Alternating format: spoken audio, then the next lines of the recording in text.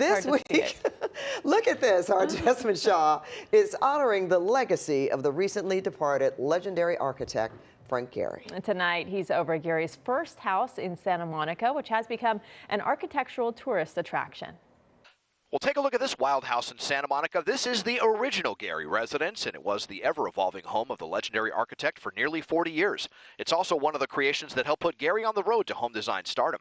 According to the LA Conservancy, work began on this deconstructivist icon in 1978, but unlike Gehry's newer home, which we recently looked at, he did not start from scratch.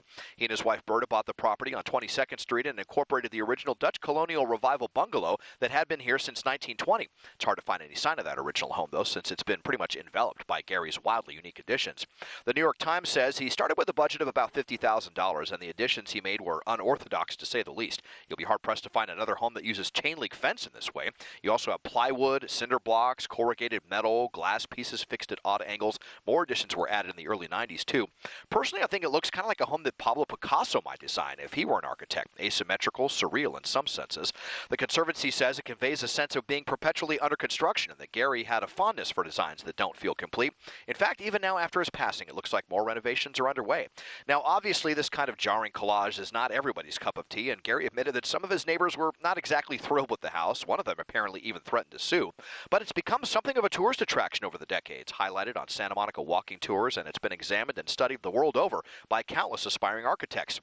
Even after becoming one of the world's most famous architects, with works like the Guggenheim in Spain and, of course, LA's own Walt Disney Concert Hall, he and his wife continued to love this house. They moved somewhat reluctantly in 2016 to the home Gehry's son Sam helped design, but this home has remained in the family.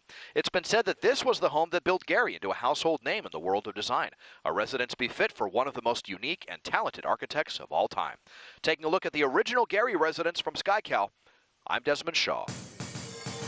And if you'd like Desmond to take a look at something interesting in your neighborhood, write to us at lookatthis@cbs.com.